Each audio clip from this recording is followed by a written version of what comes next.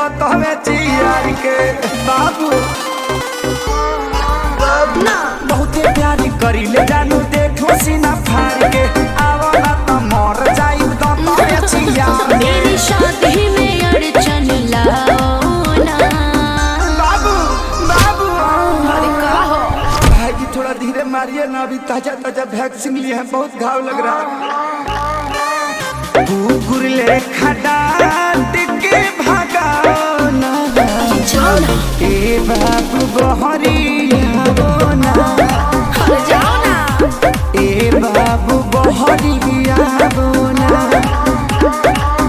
अरे साफे थुथुर हवा का। अरे जाना अरे सब मार के मुँह आती है। अरे काहे नहीं खो समझत। अरे जाना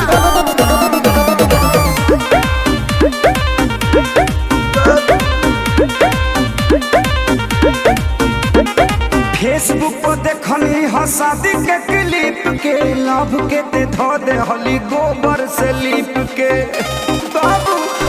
अरे हदे पिटौर बड़ा यार। भाग भाग भाग ना